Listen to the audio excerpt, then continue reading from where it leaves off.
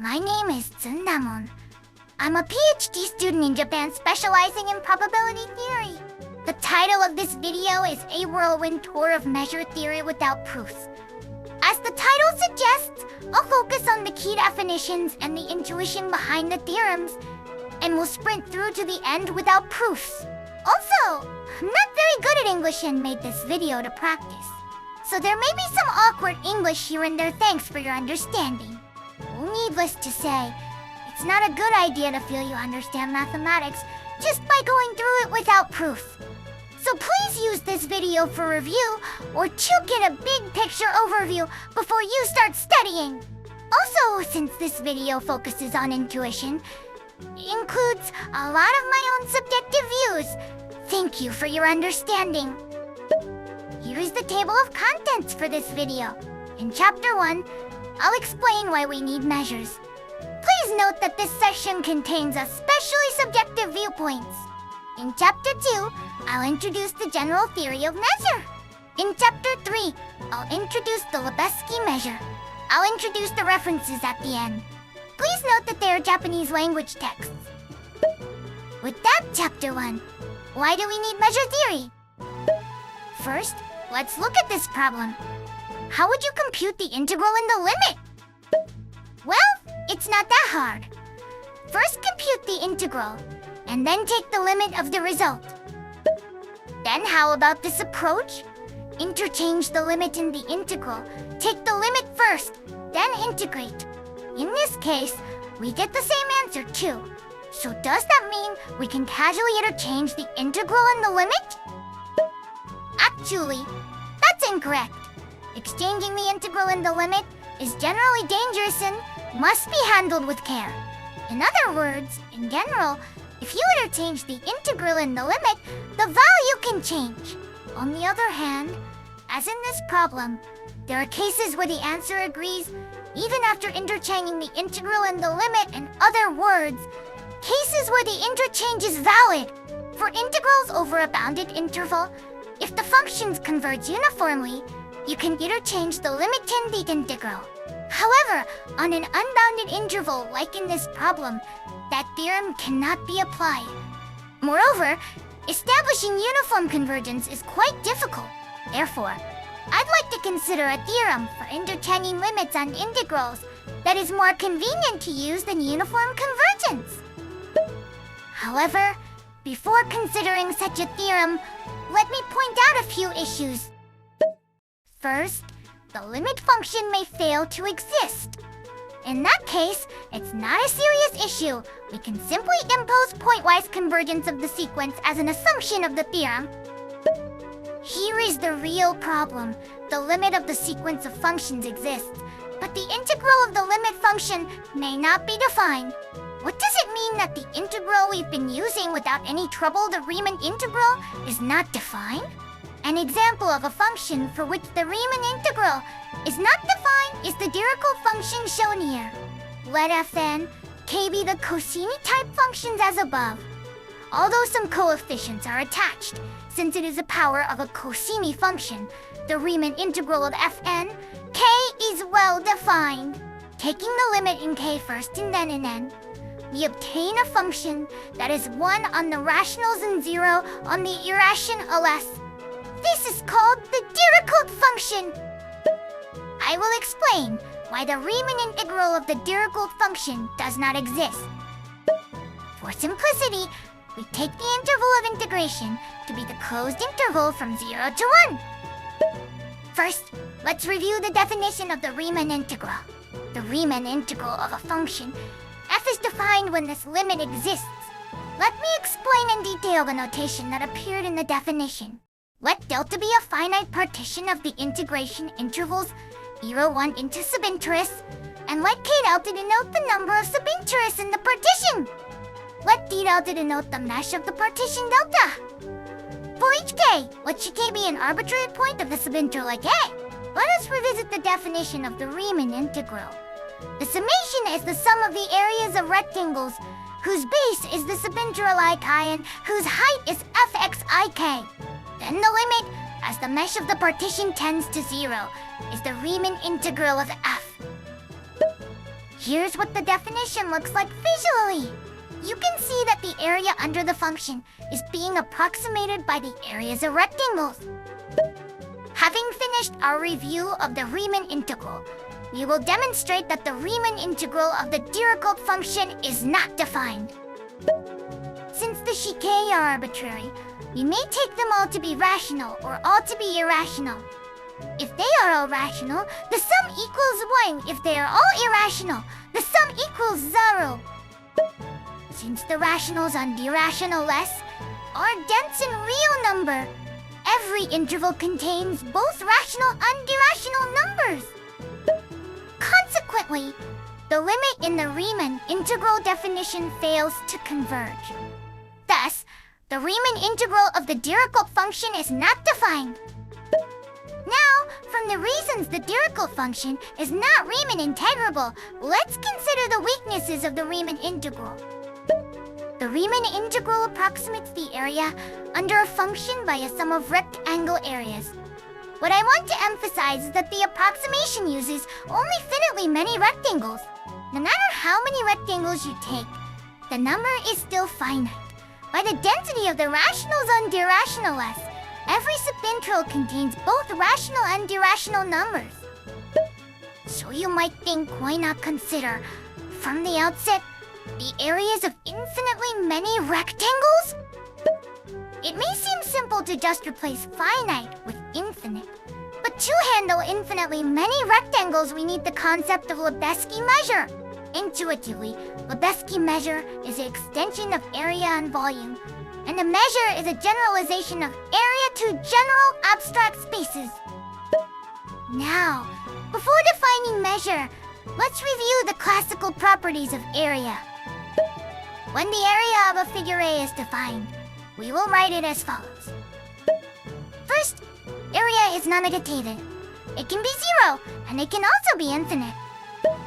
Next, if they went to A and are pairwise disjoint, then the area of their union equals the sum of their areas. These two properties characterize area.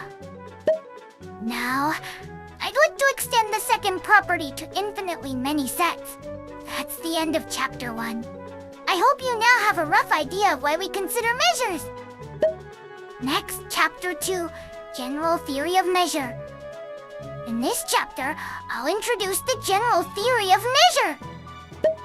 First, we define the algebra that will serve as the domain of the measure.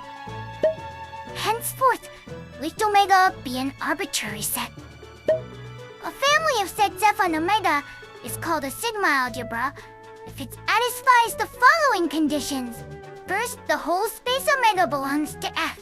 Second, if A belongs to F, then the complement of A also belongs to F. Third, F is closed under countable unions and countable intersections. Complement union and intersection are fundamental operations on sets. Therefore, a sigma algebra can be viewed as a family of sets that is closed under countably many applications of these basic operations. Moreover, by definition, the empty set also belongs to F, and F is closed under set difference. Symmetric difference limits a primum and limit infimum of sequences of sets, and hence when it exists, a limit of a sequence of sets. When a set omega is equipped with a sigma algebra F, the pair omega F is called a measurable space. It kind of looks similar to a topological space, doesn't it? Now, let's look at some examples of sigma algebras.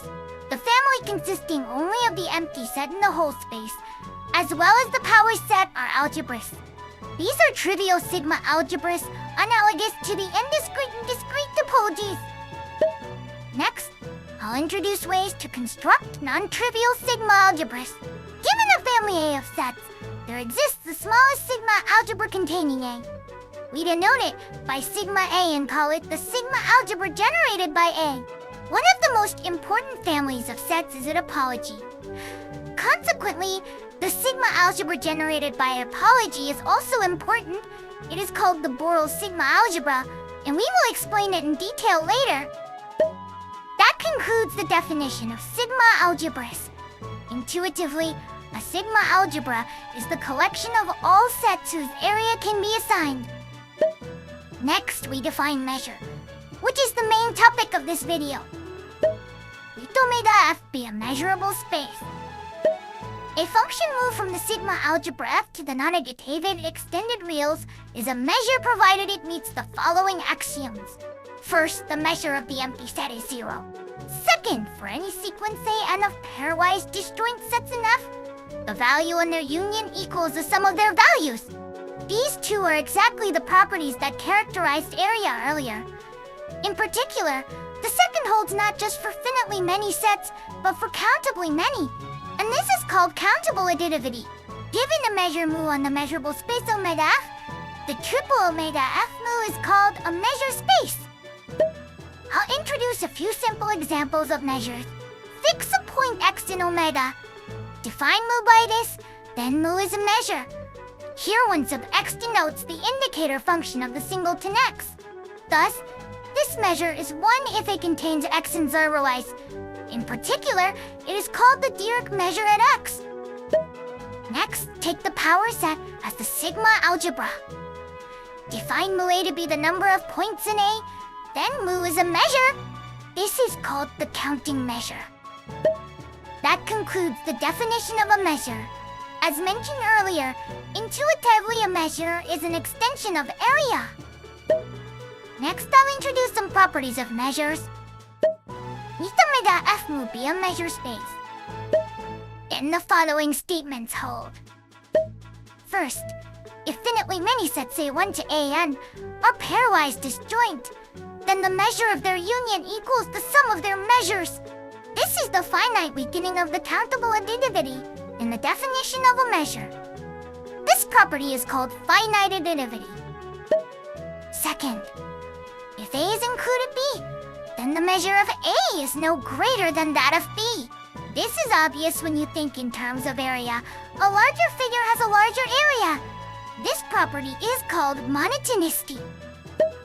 Third, for any countable family A, the measure of the union is no greater than the sum of the measures. Note that, unlike in countable additivity or finite additivity, where the sets are assumed to be pairwise disjoint, no such assumption is made in the present case. This is also obvious from the viewpoint of area. Since the sets may overlap, the sum of the areas counts the overlaps, so it is larger than the area of the union. This property is called subadditivity. Fourth, let N be an increasing sequence of sets converging to A, then the measures increase to that of A. This property is called continuity. Finally, the fifth property concerns decreasing sequences of sets. Let AN be a decreasing sequence of sets converging to A. In addition, assume that mu A1 is finite. Then the measures decrease to that of A. For example, consider the counting measure on the natural numbers. And let AN be the set of natural numbers greater than or equal to n. Then each AN has infinite measure, whereas the limit set is the empty set, whose measure is 0. Thus, the assumption that mu A1 is finite excludes the case where each mu AN is infinite while the limit set has finite measure. This property, together with the fourth one, is also called continuity. That concludes the properties of measures. Next, we construct measures.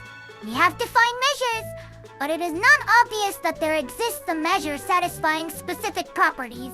For example, does there exist a measure that represents area? That is, does there exist a measure for which the measure of a rectangle equals its height times its width? To answer such questions, we now turn to the construction of measures. First, let us define an algebra of sets. A family of subsets C of omega is called an algebra of sets if it satisfies the following properties. The first two properties are the same as those of a sigma algebra. The difference is the last one. It is closed under finite unions, unfinite intersections. Thus, an algebra of sets is the finite counterpart of a sigma algebra. Next, we define the Jordan measure. A mapping M from a finite additive family E to extended non-negativity real number is called a Jordan measure if it satisfies the following properties. The first condition is the same as in the definition of a measure. The difference is in the second, countable additivity is replaced by finite addivity. Accordingly, the Jordan measure can be regarded as the finite version of a measure. Of course, since its definition is weaker, it is not in general a measure. Now, given a finitely additive family E and the Jordan measure M on it, our goal is to extend M to a measure mu on the sigma algebra sigma E generated by E. Although constructing a measure with specific properties seems difficult, the idea is to first build a Jordan measure satisfying those properties and then extend it. Now, to extend a Jordan measure to a measure, we first pass through the notion of an outer measure. A mapping gamma from the power set to the non-negative extended reals is called an outer measure if it satisfies the following properties. The conditions in the definition are exactly those we introduced earlier among the properties of measures. Therefore, an outer measure is a weaker notion than a measure. Here, please note the domain of the outer measure. It is the power set. Since the domain of a measure is a sigma algebra, the domain of an outer measure is broader. In other words, an outer measure can be viewed as a weakening of a measure obtained by enlarging the domain. Next, we construct an outer measure from a Jordan measure. For a Jordan measure M, define gamma M by the formula above. Then gamma hem is an outer measure. In other words, considering coverings of A by element Cn of E, MA is the infimum of the sums of their Jordan measures. The idea is illustrated below. The yellow set is A, and it is covered by rectangles In. This is reminiscent of the definition of the Riemann integral. In the Riemann integral, we approximate using arbitrary rectangles, whereas here we consider only outer approximations by rectangles. There is a slight problem with the gamma M. We just construct it in general. Gamma M does not extend M. We want to construct a measure from a Jordan measure via an outer measure, but it's problematic if, at the outer measure stage, it fails to extend the Jordan measure. Therefore, I will present the conditions under which the outer measure extends the Jordan measure. If M is countably additive on the algebra of set C, then gamma M is an extension of M.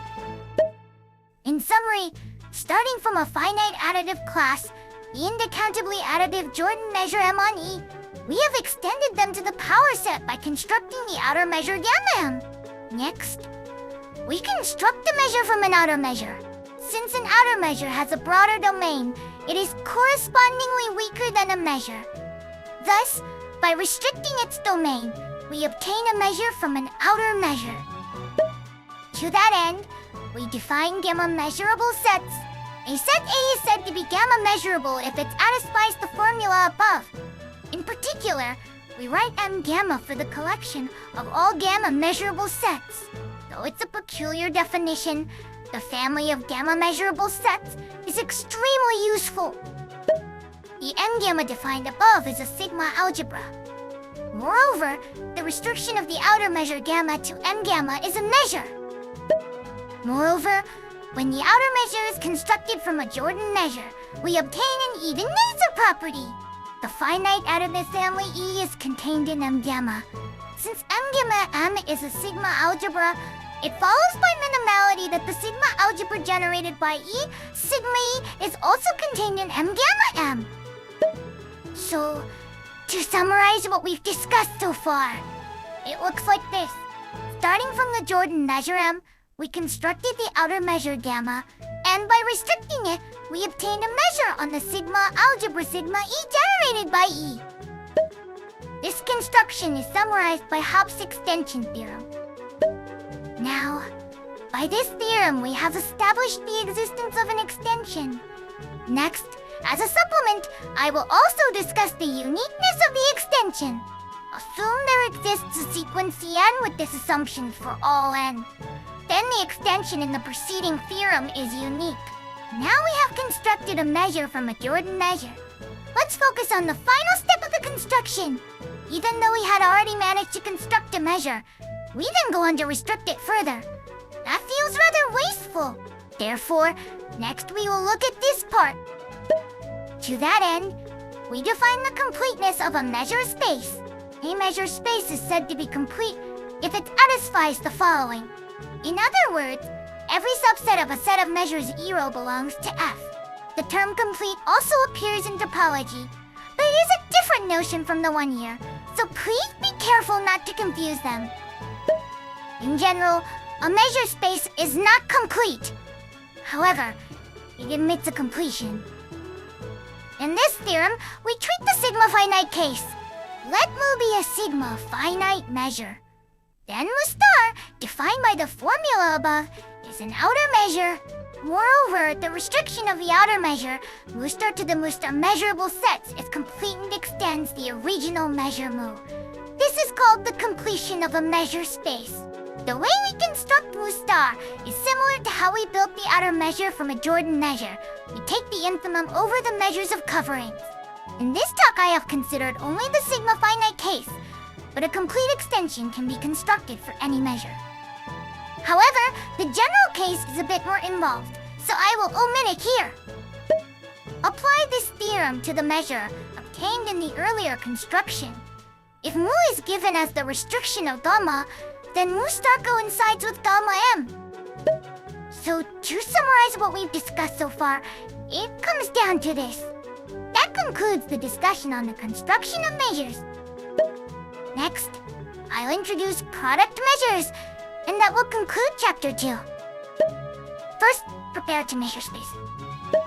First, we define the product sigma algebra. We define the product sigma algebra of F1 and F2 as the sigma algebra generated by all rectangles A1 times A2. In the case of the product topology, we also take the topology generated by all rectangles, so it's the same idea. Next, we define the product measure. A measure new in the product sigma algebra is called the product measure of mu1 and mu if it satisfies the formula above. Now, although we've defined the product sigma algebra and the product measure, it isn't obvious that they actually exist. However, when both mu1 and mu2 are finite measures, the product measure exists and is unique. That concludes Chapter 2, General Theory of Measure. Next, we move on to Chapter 3, Lebesgue measure. Lebesgue measure is a measure that extends area, and we will construct it using Hopf's extension theorem. Henceforth, let the ambient space omega be the n-dimensional Euclidean space Rn. Let En denote the family of all finite unions of n-dimensional rectangles, then En is an algebra of sets. Although the definition of an n-dimensional rectangle uses left half-open intervals, this is simply a traditional convention in analysis and has no deep significance. Therefore, it is also fine to define them using right half-open intervals, open intervals, or closed intervals. At this point, let us define the Jordan measure that represents area. There exists a unique Jordan measure on En that satisfies the following formula. This formula expresses that the Jordan measure of a rectangular box equals the product of the lengths of its sides. Since the volume of a rectangular box is obtained by multiplying the lengths of its sides, this Jordan measure indeed represents volume. Moreover, since the Jordan measure is finitely additive, we can handle finite unions of rectangular boxes. This is the same as in the Riemann integral, so you can view the Riemann measure as essentially the Jordan measure phrased in different terms. Now, the Jordan measure M, and defined in this way, can be shown to be countably additive. Therefore, we can apply Hopf's extension theorem. Given the algebra of set Cn and the Jordan measure Mn on it, Hopf's extension theorem yields the sigma algebra sigma E and in the measure mu on it. The sigma algebra sigma En that appears here is the sigma algebra generated by all rectangular boxes, but it can also be described in another way. Let ON be the Euclidean topology on Rn. Then the sigma algebra generated by O coincides with the sigma algebra generated by En. In general, the sigma algebra generated by a topology is called the Borel sigma algebra. Since a topology is crucial for determining notions such as continuity, the Borel sigma algebra generated from it is likewise important. In general, a measure on the Borel sigma algebra is called a Borel measure. Returning to our discussion, we have constructed a Borel measure that extends the Jordan measure representing area. Since it is an extension, it satisfies the formula above. Furthermore, its Borel measure is sigma finite. Indeed, the measure of a cube with side length n is finite, and as n increases, these cubes exhaust the entire space. Therefore, we can consider its completion. This completion has a name. Write the completed sigma algebra as M and N. Call it the family of Lebesgue measurable sets. Meanwhile, denote the completed measure by the same symbol μn as the Borel measure and call it the Lebesgue measure. The Lebesgue measure μn also satisfies this formula and is sigma finite. That concludes the construction of the Lebesgue measure. In other words, we've constructed a complete measure that represents area. In the construction of the completion, we restricted the outer measure. Applying that to the present case yields the following formula. The Lebesgue measure of a set A is the infimum of the sums of the volumes of rectangular boxes that cover A. This way of computing area is similar to the Riemann integral. Well, since the Lebesgue measure is constructed as an extension of the Riemann integral, the similarity is only natural. Next, I'll introduce some properties of the Lebesgue measure. First, the hyperplane are n-1 times singleton. C has Lebesgue measures arrow. For example, a point has 0 length, a line has 0 area, and a plane has 0 volume. Next, the Lebesgue measure of a rectangular box formed from closed intervals coincides with that of the corresponding box formed from open intervals. In other words, a rectangular box has the same volume whether or not its boundary is included. Third, for any Lebesgue measurable set A and any C, the translate A plus C is Lebesgue measurable, and A plus C has the same Lebesgue measure as A. In other words, translating a set does not change its area, that is, its Lebesgue measure. This property is called translation invariance. Fourth, if a set is Lebesgue measurable, then scaling it by any constant factor is also Lebesgue measurable, and its Lebesgue measure is multiplied by the nth power of the absolute value of that factor in n-dimensional space. You can regard CA as the set A scaled by a factor of C. Since lengths are multiplied by C, the volume is multiplied by Cn. Finally, fifth, for any positive epsilon and any Lebesgue measurable set A, there exists an open set O and a closed set F such that this holds. In other words, any Lebesgue measurable set can be approximated arbitrarily well by open and closed sets. This property is called regularity. There are many other properties of Lebesgue measure, but in the interest of time, I'll stop here for today. Next, I'll talk about Lebesgue measure and Cartesian products. First, we consider the product of the Borel measures on our n and our m. Regarding Borel sigma algebras, the product sigma algebra of the Borel sigma algebras on our n and our m coincides with the Borel sigma algebra on our n plus m. Next, regarding product measures, the product of the n-dimensional Borel measure and the n-dimensional Borel measure coincides with the n plus n-dimensional Borel measure. Thus, for Borel measures, products behave nicely. There is a clear relationship with respect to taking products. However, for Lebesgue measure, matters become a bit more delicate because of the completion. The completion of the product of the n-dimensional and m-dimensional Lebesgue measures is the n plus n-dimensional Lebesgue measure. Thus, once completion comes into play, things get a bit more complicated. Even beyond products, completion often makes matters more involved. This concludes our discussion of product measures.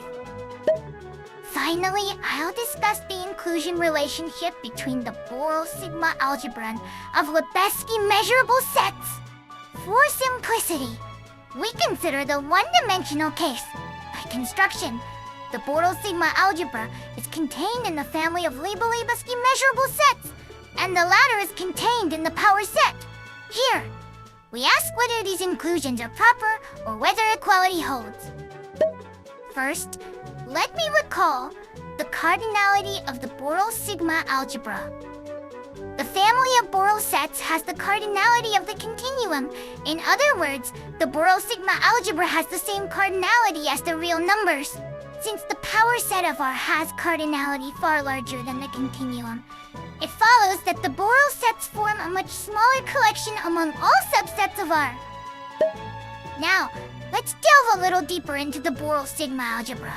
The Borel sigma algebra is the sigma algebra generated by the topology, that is, by all open sets, but the phrase generated by conceals how laborious the explicit construction actually is. First, let B0 denote the collection consisting of all open sets together with all closed sets. Next, let B1 be the collection of all sets that can be formed from members of B0 by taking countable unions or countable intersections. Let B2 be the collection of all sets that can be formed from members of B1 by taking countable unions or countable intersections. Continuing in the same way, we construct the families Bn. In this setup, it is clear that the families Bn form a monotone increasing sequence. But none of the inclusions is an equality. Every inclusion is proper, so the chain is strictly increasing. Moreover, even the union of the Bn does not coincide with the Borel sigma algebra. Thus, we see that the Borel sigma algebra is quite intricate. Incidentally, if we allow Ransfinity iteration indexed by ordinals, we do obtain the full Borel sigma algebra. However, developing the requisite ordinal theory would take us too far afield, so I limit it here. Next, we consider the cardinality of the sigma algebra of Lebesgue measurable sets. To that end, we first construct the so-called Cantor set. First, let C0 be the closed interval 0, 1. Next, divide C0 into 3 equal parts and remove the middle third. The set that remains is called C1. In other words, C1 is the union of the closed interval from 0 to 1/3 and the closed interval from 2/3 to 1. Next, take each of the small intervals in C1, divide it into 3 equal parts, and remove the middle third from each. The set that remains is called C2. Continuing in this way, at each step dividing every remaining interval into 3 equal parts and removing the middle third, we obtain the set C0, C1, C2, and so on. Clearly, the sequence Cn is monotone decreasing. Its limit, namely, the intersection of all the Cn, is called the Cantor set. The Cantor set has many interesting properties. The Cantor set has Lebesgue measures 0 and the cardinality of the continuum. Despite having the same cardinality as the real numbers, it has Lebesgue measures 0. Since one-dimensional Lebesgue's length, that means its length is 0. Mysterious, isn't it? Now, since the Cantor set has the same cardinality as R, their power sets also have the same cardinality. Moreover, since the Cantor set has Lebesgue measures R and Lebesgue measure is complete, every subset of the Cantor set is Lebesgue measurable. Therefore, the sigma algebra of Lebesgue measurable sets has the same cardinality as the power set of the real numbers. Since the Borel sigma algebra has the cardinality of the continuum, we see that the family of Lebesgue measurable sets is vastly larger. Thus, we can see that, thanks to completion, a huge number of additional sets become measurable. Although the family of Lebesgue measurable sets and a power set of R have the same cardinality, we will show that the former is in fact strictly smaller, that is, a proper subset of the latter. Here's a concrete construction of a Lebesgue measurable subset. First, let G be the half-open unit interval. With addition modulo 1, this forms a group. Next, define H to be the rationals in G. This set is a subgroup of G. Then, from each coset of the quotient group GH, choose exactly one representative. Let A be the set of all these representatives. The set A constructed in this way is not Lebesgue measurable. Therefore, the set A is one for which length cannot be defined. In other words, it is not Lebesgue measurable. A fully rigorous discussion of this point alone would take more than 10 minutes, so this time I proceeded straightforwardly using the terminology of group theory. Now, regarding Lebesgue non-measurable sets whose length cannot be defined, let me introduce a very peculiar theorem that makes use of them. Namely, the theorem known as the Banach-Tarski paradox. By partitioning a three-dimensional ball into infinitely many pieces and rearranging them, using only rotations and translations, one obtains two copies of the original ball. In other words, the volume has doubled. It's very strange, isn't it? We partition a ball into infinitely many pieces. But this is precisely where non-Lebesgue measurable sets come into play. This concludes Chapter 3, Lebesgue measure. Finally, let me list the references. Although I read many English language books in probability, I've only read Japanese texts on measure theory, so I list only Japanese references. If you have any recommendations for English language books on measure theory, I'd love to hear them. So that's it for this video. Measure theory is a deep field, so there are still plenty of fascinating topics I couldn't cover in this video. If you have anything interesting to share, please let me know in the comments.